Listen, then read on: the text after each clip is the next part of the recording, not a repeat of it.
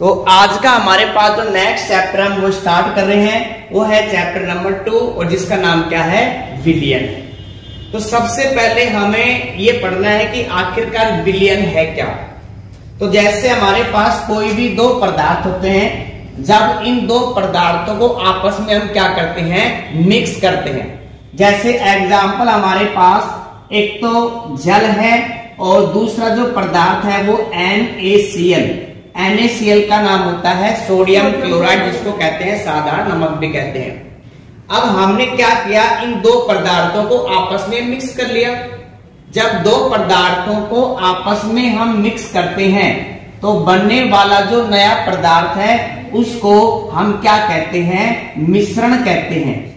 क्या कहते हैं, मिश्रण कहते हैं। तो मिश्रण की परिभाषा क्या है कि जब दो या दो से अधिक पदार्थों को आपस में मिलाया जाता है तो बनने वाला जो पदार्थ है वो क्या कहलाता है, मिश्रण कहलाता है। अब आपने 11th क्लास में पढ़ा होगा कि मिश्रण कितने प्रकार का होता है, दो प्रकार का होता है। कौन कौन सा प्रकार इसमें, एक फर्स्ट हमारे पास होता है समांगी मिश्रण और दूसरा कैसा होता है, विषमांगी मिश्रण। तो मिश्रण भी दो प्रकार का होता है, समांगी और दूसरा क्या होता है, विषमांगी। अब हम बात करते हैं समांगी मिश्रण क्या होता है। जैसे एग्जाम्पल के हम सबसे पहले बात करते हैं कि हमारे पास कोई भी एक कंटेनर है और इस कंटेनर में हमने मिश्रण लिया है, जल प्लस नमक का मिश्रण लिया है। तो जब हम नमक को जल में मिलाकर एक विलयन बनाते हैं या एक मिश्रण बनाते हैं, तो यहाँ पे जो नमक है वो नमक जल में सभी जगह समान रूप से फैला हुआ होता है। जैसे एग्जाम्पल ये जो आपको एक डॉट डॉट दिख रहे हैं, ये हमारे पास किसके अणु है, NaCl के, जल इसमें नमक के क्या है, अणु है। अब ये जो नमक के कण वगैरह है वो सभी जगह समान रूप से फैले हुए हैं। तो ऐसा कोई भी मिश्रण जिसमें किसी भी पदार्थ के या किसी भी घटक का मतलब होता है कि जिस मिश्रण में आपने कितने कितने पदार्थ मिलाए हैं। तो हमने यहाँ पे दो पदार्थों को मिक्स किया है, एक तो जल है और एक क्या है, नमक है। अब नमक की अगर हम बात करें तो नमक के जो पार्टिकल्स हैं वो आपको जल में या इस पूरे मिश्रण में सभी जगह समान रूप से फैले हुए प्राप्त होते हैं। जैसे एग्जाम्पल की अगर यहाँ पे बात करें इतने से भाग में, तो एग्जाम्पल के लिए इतने से भाग में हमें 10 नमक के अणु प्राप्त हुए, कण प्राप्त हुए। अगर आप इतना ही भाग किसी और स्थान पर देखते हो तो भी आपको कितने प्राप्त होंगे, 10 ही कण। इसका मतलब ये है कि जो आपने पदार्थ मिलाया है वो पूरे के पूरे मिश्रण में समान रूप से फैला हुआ होता है और ऐसे मिश्रण को हम क्या कहते हैं, समांगी मिश्रण कहते हैं। क्लियर है। जैसे एग्जाम्पल क्या है, नमक प्लस जल का मिश्रण है।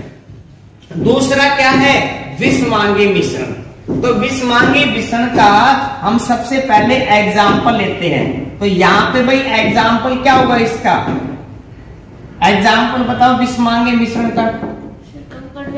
आपको क्या करना है, जल में अब की बार क्या मिलानी है, मिट्टी मिलानी है। ठीक है। अब जल में अगर आप मिट्टी मिलाओगे तो जब तक आप उस मिश्रण को घोलते रहोगे तो आपको ये महसूस होगा कि जो भी मिट्टी है वो जल में घुल चुकी है। लेकिन अगर आप उस मिश्रण को थोड़ी देर के लिए स्थिर रख देते हो तो जितनी भी मिट्टी होती है वो अपने भार की वजह से पैंदे में इकट्ठा हो जाती है। तो जो मिट्टी है वो पैंदे में आपको बहुत ज्यादा मात्रा में मिलेगी और थोड़ी सी मात्रा में आपको क्या मिलेगी, इस सरफेस के अंदर या इस जल के अंदर मिलेगी। क्लियर है। अगर हम यहाँ पे मिट्टी की मात्रा या मिट्टी की जो मात्रा या उसकी उपस्थिति की बात करते हैं तो यहाँ पे हमने नोटिस किया ऊपर वाले भाग में, तो यहाँ पे ऊपर आपको मिट्टी के कण क्या मिलेंगे, कम मिलेंगे। और अगर इतने ही भाग में हम पैंदे में ज्ञात करते हैं तो यहाँ पे मिट्टी के कण क्या मिलेंगे, आपको ज्यादा मिलेंगे। यानी कि जब आपने मिट्टी को जल में घोला है तो मिट्टी के सभी कण इसी मिश्रण में समान रूप से फैले हुए नहीं है। आपको पेंदे में सबसे ज्यादा मिलेंगे और ऊपर क्या मिलेंगे, कम मिलेंगे। तो ऐसा मिश्रण क्या कहलाता है, विषमांगी मिश्रण। तो मैं इसकी डेफिनेशन रिपीट कर रहा हूं, सुना ध्यान से। जब आप दो पदार्थों को आपस में मिलाते हैं तो किसका निर्माण होता है, मिश्रण का निर्माण होता है, या मिश्रण कहलाता है। मिश्रण दो प्रकार का होता है, समांगी और विषमांगी। समांगी की परिभाषा क्या है भाई, ऐसा कोई भी मिश्रण जिसके घटक, घटक का मतलब जो पदार्थ आपने मिलाया है उसकी मात्रा या उसकी उपस्थिति सभी जगह कैसी होती है, समान होती है। तो ऐसा मिश्रण क्या कहलाता है, समांगी मिश्रण कहलाता है। अगर मिलाए गए पदार्थ की मात्रा सभी जगह समान नहीं होती है तो ऐसा मिश्रण क्या कहलाता है, विषमांगी मिश्रण कहलाता है। अब यहां से जो समांगी मिश्रण होता है, इस समांगी मिश्रण को ही हम क्या कहते हैं, विलयन। इस समांगी मिश्रण को ही हम क्या कहते हैं, विलयन कहते हैं, ध्यान रखना। तो विलयन की परिभाषा क्या बन गई, तो विलयन की परिभाषा बनेगी कि जब आप या तो दो पदार्थों को या दो से अधिक पदार्थों को जब आपस में मिलाते हैं तो किस मिश्रण का निर्माण होता है, समांगी मिश्रण का निर्माण होता है, या समांगी मिश्रण बनता है। और इस समांगी मिश्रण को ही क्या कहते हैं, विलयन कहते हैं। तो डेफिनेशन बनेगी कि दो या दो से अधिक पदार्थों को आपस में मिलाने पर बने हुए समांगी मिश्रण को ही क्या कहते हैं, विलयन कहते हैं। क्लियर है, ये सिर्फ आपको नॉलेज में रखना है। तो हमारे पास इसके फर्स्ट डेफिनेशन आती है। क्लियर है, एग्जाम्पल बताना भाई। अगर आपने जैसे कड़ी खाई है, कड़ी, तो अगर आपने कड़ी खाई है तो वो किस प्रकार का मिश्रण है, हाँ भाई आपने जैसे कड़ी चेक किसमें, तो उसमें एक बार तो मिर्च आई नहीं, एक बार आपने चेक किया तो एक बार मिर्च आ गई बड़ी इसमें, तो क्या समांगी है, क्या नहीं है। अगर समांगी होता तो आपको हर एक बाइट में या आपको हर एक चम्मच में क्या मिलती, इसमें मिर्च मिलती है। मैं उस मिर्च की बात कर रहा हूं जो हरी मिर्च कटी हुई होती है, ठीक है। तो ये हमारे पास था विलयन की डेफिनेशन। अब हम बात करते हैं कि आखिरकार जो विलयन होता है वो किन किन से मिलकर बना होता है। तो हमारे पास जो विलयन है वो दो लोगों से, या हम कह सकते हैं दो घटकों से मिलकर बना होता है। एक फर्स्ट होता है विलेय, एक फर्स्ट होता है विलेय और दूसरा क्या होता है, विलायक होता है। तो यहाँ पे हम पढ़ेंगे कि विलयन दो घटकों से मिलकर बना होता है, या विलयन दो घटक पाए जाते हैं। विलयन में कौन कौन से, विलेय और विलायक। सबसे पहले हम बात करते हैं विलेय पदार्थ की। तो भाई विलेय पदार्थ वो पदार्थ होते हैं विलयन में जिनकी मात्रा कैसी पाई जाती है, कम पाई जाती है, ध्यान रखना। विलेय वो पदार्थ होते हैं जिनकी मात्रा विलयन में कैसी पाई जाती है, कम पाई जाती है। ऐसे पदार्थों को क्या कहते हैं, विलेय कहते हैं। इसी तरह अगर हम विलायक की बात करें तो विलायक वो पदार्थ होते हैं या वो घटक होते हैं जिनकी मात्रा विलयन में क्या पाई जाती है, अधिक पाई जाती है। तो यहाँ पे ध्यान रखना, इनकी मात्रा कैसी पाई जाएगी, अधिक पाई जाती है, तो उसको क्या कहते हैं, विलायक कहते हैं। एग्जाम्पल सुनना आप सभी ध्यान से कि हमारे पास दो पदार्थों का हमने विलयन बनाया है और इसमें से दो पदार्थ में एक तो जल है और दूसरा हमारे पास पदार्थ NaCl है। जब हमने यहाँ पे इन दोनों का मिश्रण बनाया है तो यहाँ पे हमने 10 ग्राम तो लिया क्या, NaCl, और 90 ग्राम हमने क्या लिया, जल लिया है। इन दोनों को आपस में मिलाएंगे तो यहाँ पे किसका निर्माण होगा, विलयन का। अब अगर आपसे पूछे कि इस विलयन में यानी कि नमक के और जल के मिश्रण में किसकी मात्रा ज्यादा है, किसकी मात्रा ज्यादा है, जल की मात्रा ज्यादा है, कितना ग्राम है, 90 ग्राम, और जिसकी मात्रा ज्यादा होती है वो क्या कहलाता है, विलायक कहलाता है। क्लियर है यहाँ पे। दूसरी बात यहाँ पे NaCl की मात्रा कितनी है? 10 ग्राम। तो मात्रा कम है कि ज्यादा है? कम है। किसकी तुलना में? दूसरे घटक की तुलना में। तो ये किसका काम करेगा? ये विलेय का काम करेगा। क्लियर है यहां तक? तो एक बात और ध्यान रखना बेटा, विलायक हमेशा हमेशा एक ही रहेगा, लेकिन आप विलेय बहुत ज्यादा या विलेय एक या दो या दो से अधिक हो सकते हैं। ठीक है, विलायक हमेशा कितना रहेगा? एक ही रहेगा। जैसे एग्जाम्पल की बात करते हैं, अगर आपने कभी नींबू पानी बनाया होगा इसमें, तो सबसे पहले आप यहाँ पे यूज करते हो क्या? जल। और जल में क्या डालते हो? NaCl यानी कि नमक डालते हो। इसी के साथ साथ आप नींबू डालते हो, इसी के साथ साथ आप चीनी डालते हो। लेकिन आप मुझे ये बताओ, इन तीनों या चारों में से सबसे ज्यादा मात्रा किसकी होती है? किसकी होती है? भाई जल की मात्रा ज्यादा होती है कि नींबू की होती है? जल की मात्रा ज्यादा होती है।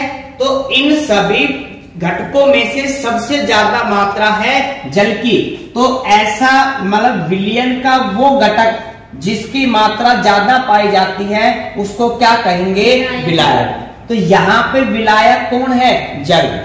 बाकी जो हमारे पास बच गए NaCl यानी कि नमक, नींबू, चीनी, इन सभी की मात्रा कम होती है, इसीलिए इनको क्या कहेंगे? विलेय। क्लियर है? तो मैं रिपीट कर रहा हूं, सुनना ध्यान से, कि विलयन दो घटकों से मिलकर बना होता है, विलेय और विलायक से। विलेय वो पदार्थ होते हैं जिनकी विलयन में मात्रा कम पाई जाती है, जबकि विलायक वो पदार्थ होते हैं जिनकी मात्रा विलयन में क्या होती है? अधिक पाई जाती है। क्लियर यहां तक इसमें? अब हम बात कर रहे हैं नेक्स्ट टॉपिक किसमें, और एक पॉइंट और याद रखना यहाँ पे, कि किसी भी विलयन में विलायक हमेशा एक होता है, जबकि विलेय एक या एक से अधिक भी हो सकते हैं। नेक्स्ट टॉपिक हमारे पास है विलयन के प्रकार। विलयन के प्रकार। अब सबसे पहले हमें ये देखना है कि विलेय और जो विलायक है उसकी अवस्था के आधार पर देखना है। तो मैं आपको इसमें पॉइंट बता रहा हूं, सुनना ध्यान से, कि किसी भी विलयन या कोई भी विलयन ठोस अवस्था में होगा या द्रव अवस्था में होगा या गैसीय अवस्था में होगा। ये डिपेंड करता है किसकी मात्रा पे? डिपेंड करता है विलायक की मात्रा, या हम कह सकते हैं विलायक की अवस्था पे डिपेंड करता है कि कोई भी विलयन ठोस बनेगा, द्रव बनेगा या गैस होगा। वो डिपेंड करता है किसकी अवस्था पे? डिपेंड करता है विलायक की अवस्था पे डिपेंड करता है। क्यों? कि विलायक की मात्रा कैसी होती है? ज्यादा होती है। तो अब हमें क्या करना है? विलयन के प्रकार पढ़ने हैं, लेकिन विलयन के प्रकार हमें किसके आधार पे पढ़ने हैं? विलायक की अवस्था के आधार पे। किसकी अवस्था के आधार पे भाई? विलायक की अवस्था के आधार पे। यानी कि जो आप विलायक ले रहे हो वो किस प्रकृति का है भाई? ठोस का है कि द्रव का है या गैस का है? क्लियर है? तो यहाँ पे हमारे पास नेक्स्ट टॉपिक है कि विलयन के प्रकार। और विलयन का जो प्रकार होता है वो इनकी अवस्था होती है, वो डिपेंड करती है किसकी अवस्था पर? डिपेंड करती है विलायक की अवस्था। क्लियर है यहाँ पे? अब सुनना ध्यान से हमारे पास। तो सबसे पहले हमारे पास यहाँ पे फर्स्ट जो टॉपिक रहेगा वो है विलयन के प्रकार। विलयन के प्रकार। इसके बाद सेकंड हमारे पास विलेय क्या है वो लिखना हमें, और नेक्स्ट हमारे पास विलायक, और इसके बाद हमारे पास है एग्जाम्पल या इसके उदाहरण है। ठीक है? तो सबसे पहले सुनना ध्यान से आप सभी, अगर हमारे पास जो विलायक है, अगर विलायक ठोस है तो बनने वाला विलयन भी कैसा होगा? ठोस होगा। अगर हमारे पास विलायक द्रव है तो बनने वाला विलयन भी कैसा होगा? द्रव होगा। अगर हमारे पास विलायक गैस है तो बनने वाला विलयन भी कैसा होगा? गैस। तो सबसे पहले हम कंडीशन लेके चल रहे हैं कि हमारे पास जो विलायक है वो क्या है, ठोस है। क्लियर है, विलायक क्या है, ठोस है। अगर विलायक ठोस है तो बनने वाला जो विलयन है उसका नाम भी क्या होगा, ठोस विलयन। क्या नाम होगा उसका भाई, ठोस विलयन होगा। अब हमारे पास हमने विलायक की भौतिक अवस्था तो निश्चित कर ली कि हमारे पास जो विलायक है वो क्या रहेगा, ठोस। लेकिन क्या हमने विलय की मात्रा निश्चित की है क्या, नहीं भाई। विलय हमारे पास कितने प्रकार के हो सकते हैं, 3 प्रकार के। भाई कौन कौन से हो सकते हैं, भाई विलय हमारे पास गैस भी हो सकता है, विलय हमारे पास द्रव भी हो सकता है, और विलय हमारे पास क्या हो सकता है, ठोस भी हो सकता है। तो यहाँ पे विलय एक बार लेंगे गैस को और विलायक क्या लेंगे, ठोस। मतलब हमें क्या करना है, एक बार तो गैस को किसमें मिलाना है, ठोस में। अब एक बार द्रव को किसमें मिलाना है, ठोस में, और ठोस को किसमें मिलाना है, ठोस में। तो सबसे पहला हमारे पास एग्जाम्पल है ठोस विलयन का, कि ऐसा विलयन जिसमें विलय क्या है, गैस, और विलायक क्या है, ठोस। यानी कि जब आप किसी भी गैस को किसमें मिलाओगे, ठोस में मिलाओगे। तो एग्जाम्पल बताओ भाई इसका, एग्जाम्पल क्या होगा इसमें, कि कोई भी गैस किसी ठोस में घुली होती है। तो इसका एग्जाम्पल मैं आपको बता रहा हूं, सुना ध्यान से। यहां पे एक एग्जाम्पल हमारे पास है फोम। देखा है फोम, आया कि फोम वगैरह जो गद्दे वगैरह होते हैं, उसमें क्या होता है कि उसमें हल्के हल्के छिद्र पाए जाते हैं, और उन छिद्र के अंदर क्या भरी होती है, गैस भरी होती है। क्लियर है। इसी तरह अगर हम बात करें एक एग्जाम्पल की, तो एक धातु होती है, और ये जो धातु है वो है पैलेडियम। ठीक है, पैलेडियम की धातु है, और यहां पे वायुमंडल में उपस्थित जो गैस है, और कौन सी गैस होती है, ऑक्सीजन गैस। तो पैलेडियम जो धातु होती है वो क्या करती है, वायुमंडल में जो ऑक्सीजन गैस होती है उसको अवशोषित कर लेती है। यानी कि अधिशोषित और अवशोषित क्या होते हैं, आगे पढ़ेंगे। लेकिन ये जो पैलेडियम की हमारे पास धातु है, ये इन ऑक्सीजन की कणों को या ऑक्सीजन गैस को अपनी सतह पर क्या कर लेती है, अधिशोषित कर लेती है। तो यहाँ पे जो आपके पास गैस है वो किसके साथ जुड़ गई, इसमें ठोस के साथ। तो ये एग्जाम्पल क्या हमारे पास है, ठोस विलयन का। तो यहाँ पे सबसे पहले जब आपने क्या किया, किसी भी गैस को किसमें मिलाया है, ठोस में मिलाया है। तो यहाँ पे विलायक है ठोस, तो बनने वाला विलयन भी क्या होगा, ठोस विलयन होगा। क्लियर है। और इसका एग्जाम्पल क्या है, फोम वगैरह है, या जो आपके पास पैलेडियम धातु है वो वायुमंडल से ऑक्सीजन को क्या करती है, अधिशोषित कर लेती है। क्लियर यहाँ तक। अब दूसरा एग्जाम्पल देखो, दूसरा टाइप। अब की बार हमें द्रव को मिलाना है, किसमें मिलाना है, ठोस में। तो एग्जाम्पल क्या हमारे पास, भाई द्रव को ठोस में मिलाना है। तो यहां पे एक एग्जाम्पल सुना ध्यान से, जो पारा, अगर हम पारे की बात करें इसमें, तो पारा हमारे पास किस अवस्था में पाया जाता है, भाई द्रव अवस्था में पाया जाता है। तो यहां पे जब आप पारे को किसी भी धातु में मिलाते हो, तो धातु किस अवस्था में होती है, ठोस अवस्था में होती है। लेकिन उसका एक अपवाद है, और ये क्या है, पारा है।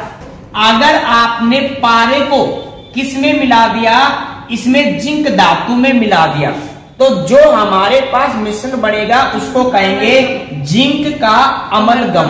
क्या कहेंगे, जिंक का अमलगम। अगर आपने पारे को मिलाया है, इसमें सोडियम धातु में मिला दिया, तो ये कहलाएगा सोडियम का अमलगम। क्लियर है इसमें। तो यहाँ पे ये वर्ड आपके ऑर्गेनिक केमिस्ट्री में भी आएगा कि जिंक का अमलगम लिया हमने। तो जिंक अमलगम का मतलब है कि यहाँ पे जो हमारे पास पारा है उसको किस में मिला रखा है, जिंक धातु में मिला रखा है। क्लियर है यहाँ पे। अब जो पारा है ये किस अवस्था में होता है, लिक्विड अवस्था में होता है, द्रव अवस्था में होता है। जबकि जो हमारे पास धातु होती है जिंक और सोडियम वगैरह, इनकी अवस्था कैसी होती है, ठोस अवस्था होती है। क्लियर है। तो सेकंड हमारे पास इसका टाइप है जब विलेय हमारे पास द्रव है और विलायक क्या है, ठोस है। क्लियर है यहां तक भाई। सेकंड टाइप इसमें, जब ठोस को आपने किस में मिलाया है, ठोस में मिलाया है, मतलब विलेय भी ठोस है और विलायक भी क्या है, ठोस है। तो इसका एग्जाम्पल क्या है भाई, मिश्र धातु सुनिए आपने, यानी कि दो धातुओं को आपस में मिला देते हैं तो बनने वाली धातु क्या होती है, मिश्र धातु होती है। सुना आपने इसमें, तो ये हमारे पास इसका एग्जाम्पल क्या होगा, मिश्र धातु। मिश्र धातु क्या होती है भाई, अगर आप किन्हीं भी दो धातुओं को आपस में मिला देते हो तो इन दोनों धातुओं को आपस में मिलाने पर जो हमारे पास धातु प्राप्त होती है उसको क्या कहते हैं, मिश्र धातु कहते हैं। क्लियर है। और मिश्र धातु में दो धातुओं को मिलाएंगे तो दोनों धातु कैसी हमारे पास, ठोस अवस्था में। क्लियर है। तो सबसे पहले हमारे पास हमने पहला जो टाइप पढ़ा है वो है ठोस विलयन। भाई ठोस विलयन का मतलब क्या है, ऐसा विलयन जिसमें विलायक किस प्रकृति का होता है, ठोस प्रकृति का होता है। क्लियर है। अब विलायक तो हमने फिक्स कर लिया, लेकिन विलेय तो हमारे पास भाई तीन प्रकार के हो सकते हैं। तो एक बार क्या करना है, आपको गैस को किस में मिलाना है, ठोस में। फिर आपको द्रव को किस में मिलाना है, ठोस में। फिर ठोस को किस में मिलाना है, ठोस में। क्लियर है यहां तक। तो ये हमारे पास पहला टाइप है। क्लियर है भाई। अब सेकंड टाइप देखो, इसमें अब की बार जो विलायक लेंगे वो विलायक हमारे पास किस अवस्था का है, द्रव अवस्था में है। तो विलायक द्रव अवस्था में है तो बनने वाला जो विलयन है वो भी क्या होगा, द्रव्य विलयन, या इसको द्रव विलयन कह सकते हैं। तो बनने वाला विलयन भी क्या होगा, द्रव्य विलयन। क्लियर है इसमें। तो द्रव्य विलयन का मतलब क्या होता है भाई, ऐसे विलयन जिनमें विलायक किस प्रकृति का होता है, द्रव प्रकृति का होता है। क्लियर है। अभी विलेय हमारे पास क्या फिक्स है क्या भाई, अभी भी फिक्स नहीं है। तो विलेय हमें अभी भी कितने लेने हैं, यहाँ पे तीन। कौन कौन से होंगे, फर्स्ट हमारे पास होगा गैस, सेकंड हमारे पास है द्रव, और थर्ड हमारे पास क्या है, इसमें ठोस है। इसमें क्लियर यहां तक। अब सबसे पहले हमने गैस को मिलाया किसमें, द्रव में। तो इसका एग्जाम्पल की बात करते हैं। तो गैस मिली है किसमें, द्रव में। तो इसका एग्जाम्पल है सोडा वाटर। सुना है इसके बारे में, सोडा वाटर क्या होती है, सुना है इसमें। या आपने कभी भी ठेले वाले से आपने सोडा पानी पिया होगा, सोडा नींबू का पानी इसमें। तो वो क्या करते हैं, सुनना ध्यान से। जैसे हमारे पास क्या है, यहाँ पे सिंपल पानी है, सादा पानी है, और इस पानी के अंदर क्या करते हैं कि यहाँ पे हाई प्रेशर के साथ दाब लगाकर इसमें एक गैस प्रवाहित की जाती है, और वो कौन सी गैस होती है, CO2 गैस। यानी कि जो हमारे पास जल होता है उसमें CO2 गैस को मिलाया जाता है। भाई कैसे मिलाते हैं, दाब लगाकर मिलाते हैं। क्लियर है। तो यहाँ पे जब आपने CO2 को अगर इस जल में मिला दिया है तो बनने वाला जो पदार्थ है इसी को क्या कहते हैं, सोडा वाटर कहते हैं। तो सोडा वाटर क्या है भाई, ऐसा जल है जिसमें कौन सी गैस घुली होती है, CO2 गैस घुली हुई होती है, उसको क्या कहते हैं, सोडा वाटर कहते हैं। अगर आपने कभी भी कोल्ड ड्रिंक्स वगैरह पी होगी इसमें, तो कोल्ड ड्रिंक्स की बोतल जैसे ही ऑन करते हैं तो वहां से एक गैस निकलती है, ठीक है। और जो गैस होती है वो भी कौन सी गैस होती है, CO2 गैस होती है। जब आपने इस बोतल को ओपन नहीं किया था तो वो गैस कहां थी, वो सारी की सारी जो गैस थी वो कोल्ड ड्रिंक के अंदर घुली हुई थी, ध्यान रखना। क्लियर है। जो CO2 गैस थी वो किसके अंदर घुली होती है, इस कोल्ड ड्रिंक के अंदर। लेकिन जैसे ही आपने क्या किया, इसको ओपन किया तो दाब कम हो गई, तो गैस कहां पे निकल गई, बाहर निकल गई। तो ध्यान रखना, जब आप पेप्सी की बोतल ऑन करते हो तो उस समय भी जो गैस निकलते हैं वो कौन सी होती है, CO2 गैस। क्लियर है। तो सोडा वाटर, कोल्ड ड्रिंक्स की अगर हम बात करते हैं तो वहां पे गैस घुली होती है किसमें, द्रव। क्लियर है यहाँ पे। तो इसका एग्जाम्पल क्या हो गया, सोडा वाटर हो गया, या इसका एग्जाम्पल क्या हो जाएगा, कोल्ड ड्रिंक्स हो जाएगा इसमें। चले आगे भाई। हाँ भाई पुष्पा,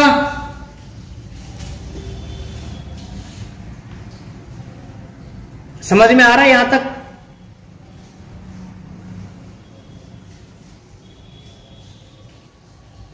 ध्यान दोगे ना। अब हमें नेक्स्ट क्या करना है, द्रव को किस में मिलाना है, द्रव में मिलाना है। तो भाई इसका एग्जाम्पल क्या है भाई, ऐसे कोई भी जो दो द्रव जो आपस में क्या कर सकते हैं, घुल सकते हैं। तो यहां पे इसका एग्जाम्पल होगा दो घुलनशील द्रवों का मिश्रण। ठीक है, दो घुलनशील द्रवों का मिश्रण। जैसे एग्जाम्पल की बात करें कि अल्कोहल यानी कि जल में हम क्या मिलाते हैं, अल्कोहल मिलाते हैं। ये दोनों जो द्रव होते हैं ये आपस में क्या होते हैं, मिश्रित हो जाते हैं। ठीक है, जब आपस में मिश्रित होते हैं तो इस प्रकार जो आपके पास मिश्रण प्राप्त होता है वो कौन सा होगा, द्रव्य विलयन। और ऐसे कोई भी दो द्रव हो सकते हैं, ध्यान रखना, जरूरी नहीं है जल प्लस अल्कोहल ही उसमें। ऐसे कोई भी दो द्रव जो आपस में घुल जाते हैं तो वहां पे विलेय और वहां पे विलायक दोनों की अवस्था कैसी होती है, द्रव अवस्था होती है। तो ऐसा विलयन क्या कहलाएगा, द्रव्य विलयन कहलाएगा। क्लियर है।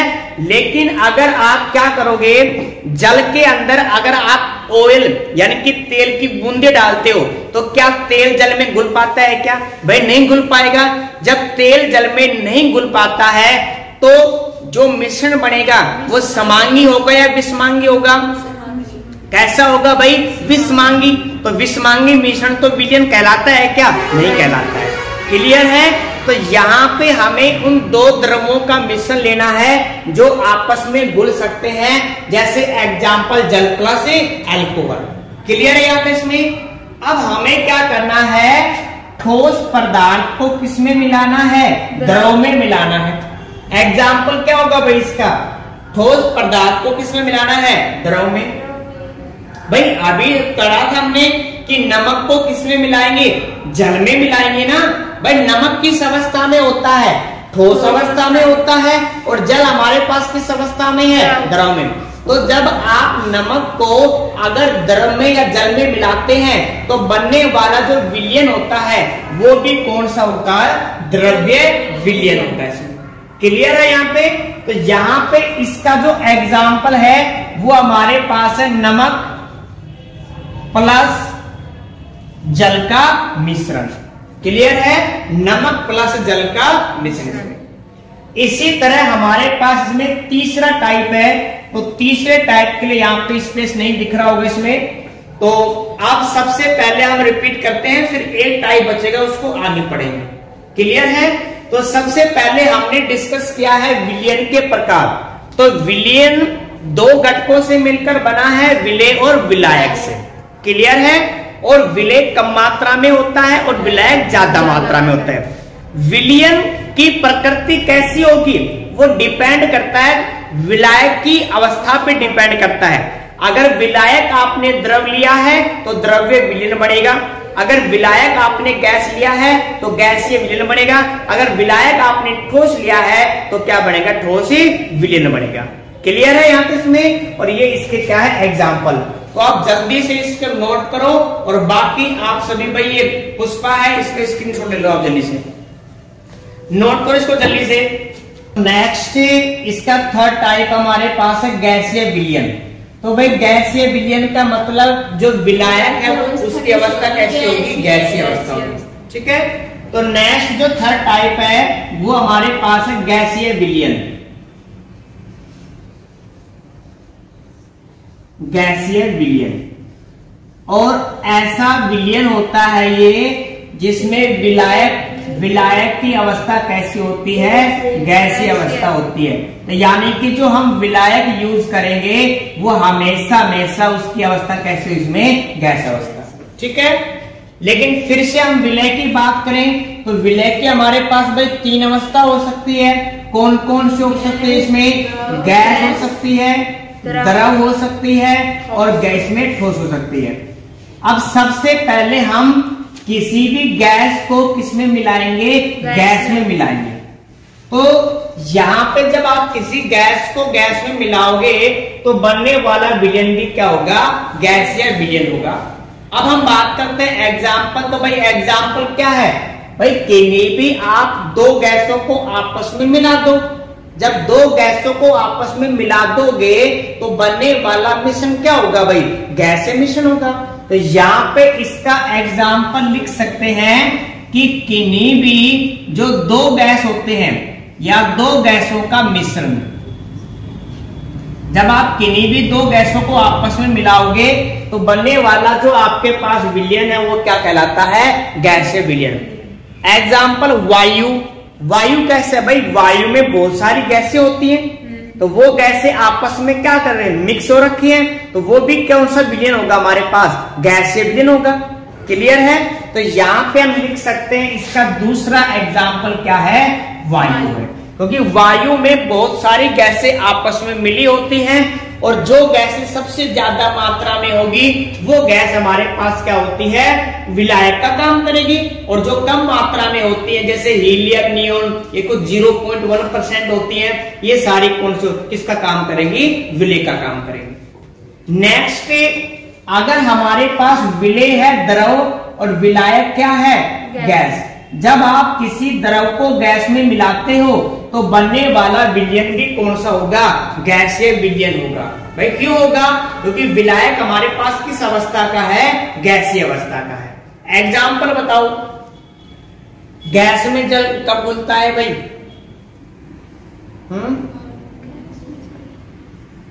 पानी गर्म किया है, उसकी क्या बनती है, वाष्प वगैरह भाप बनती है, वो क्या करती है, ऊपर जाती है तो किसमें, गैस में जाकर घुलती है। कोहरा वगैरह आपने देखा, कोहरा, तो कोहरे में क्या होता है, जो जल की बूंदे होती हैं वो किसमें प्रेजेंट होती हैं, वायुमंडल में, यानी कि गैसों में तो घुली होती हैं। क्लियर है। इसी तरह इसमें तो यहाँ पे हम लिख सकते हैं द्रव और गैस, यानी कि जब आप द्रव को किसी गैस में मिलाते हैं तो एक तो एग्जाम्पल हमारे पास क्या बन गई भाई, जल की वाष्प हो गई इसमें। क्लियर है, वाष्प वगैरह, या हम कह सकते हैं जो हमारे पास इसका एग्जाम्पल कोहरा वगैरह। बादल, बादल देखें, बादल, बादल कैसे होते हैं भाई, भाई बादल में क्या होता है, जो जल होता है वो क्या होता है, वो भी गैसों में घुला होता है, लेकिन थोड़ा नजदीक होते इसमें, और किसका निर्माण होता है, बादल का निर्माण होता है। तो यहाँ पे जो बादल वगैरह होते हैं उनमें भी क्या होती है, गैसें, जो गैस के अंदर क्या घुला होता है, जल की बूंदे या जल घुला होता है, और इसीलिए यहाँ पे ये एग्जाम्पल बनता है किसका, गैसीय विलयन का। तो और भी एग्जाम्पल लिख सकते हो आप अपने जो डेली लाइफ में, जो भी एग्जाम्पल जो आपको दिखते हैं आप उनको रिवाइज करना है, आपको याद रखना है कि कौन सा मिश्रण है, ये किसका एग्जाम्पल बनेगा इसमें। क्लियर है। तो अब हम मिला रहे किसी भी ठोस को, किसमें मिलाएंगे, यहाँ पे गैस में, यानी कि विलय हमारे पास ठोस है और विलायक क्या हमारे पास गैस है। अब ठोस को गैस में मिलाएंगे, इसका एग्जाम्पल डेली लाइफ में बहुत काम आते हैं भाई, ये एग्जाम्पल आपने बहुत देखे होंगे। अभी एक दो दिन पहले आंधी चली थी, आंधी नहीं चली, तो आंधी जब चलती तो धूल की और मिट्टी के जो कण होते हैं वो किसमें प्रेजेंट होते हैं, वायु में तो प्रेजेंट होते हैं। भाई धूल और जो मिट्टी है वो किस प्रकार के, यानी कि उसकी प्रकृति कैसी होती है, ठोस प्रकृति होती है, और वो किस में घुली हुई है, गैस के अंदर घुली हुई है। तो ध्यान रखना, जो धूल वगैरह होती है ना, वो सारे किसका एग्जाम्पल आपके पास है, गैसीय विलयन का। वहां पे जो मिट्टी के जो कण होते हैं वो किसके अंदर घुली होती है, गैसों के अंदर घुली हुई होती है। तो ध्यान रखना, जो धूल वगैरह होती है वो आपके पास इस प्रकार का एग्जाम्पल है। और एग्जाम्पल, कपूर, दिवाली पे आपने कभी कपूर जलाया है तो उसकी फिर राख नहीं बनती जलाने पर, सीधा गैस में। हाँ शाबाश, क्योंकि जो कपूर है वो एक ऐसा पदार्थ है जिसको हम जलाते हैं तो वो ठोस से सीधा किस में कन्वर्ट हो जाता है, गैस, गैस में सीधा। और इस गुण को क्या कहते हैं, ऊर्ध्वपातन कहते हैं। है ना। तो आपने पढ़ा होगा 9th क्लास में, तो मैं रिपीट कर रहा हूं, सुनो ध्यान से। कुछ ऐसे पदार्थ होते हैं जिनको हम जलाते हैं तो वो सीधे ठोस से किसमें कन्वर्ट हो जाते हैं, गैस में। सीधे किसमें कन्वर्ट होंगे, गैस में, द्रव में कन्वर्ट नहीं होते हैं। ऐसे पदार्थ किस प्रकार का गुण शो करते हैं, ऊर्ध्वपातन का गुण शो करते हैं। क्लियर है। तो वहां पे जो कपूर वगैरह को जलाते हैं तो वो भी किस में सीधे जाएगा, गैस में। तो ये भी किसका एग्जाम्पल है आपके पास में, इस विलयन का। क्लियर है। तो मैं रिपीट कर रहा हूं फिर से, और एग्जाम्पल बहुत सारे ना, आप देखना इसमें, ठीक है। तो यहां पे मैं रिपीट कर रहा हूं कि विलयन की अवस्था कैसी है, विलयन का प्रकार कैसा है। तो विलयन 3 प्रकार के होंगे। कौन कौन से विलयन, ठोस विलयन, द्रव विलयन, गैसीय विलयन। अब विलयन की प्रकृति डिपेंड किस पे करती है, विलायक की प्रकृति पे डिपेंड करती है। अगर विलायक ठोस है तो बनने वाला विलयन भी क्या होगा, ठोस होगा। अगर विलायक द्रव है तो बनने वाला विलयन भी द्रव्य विलयन होगा।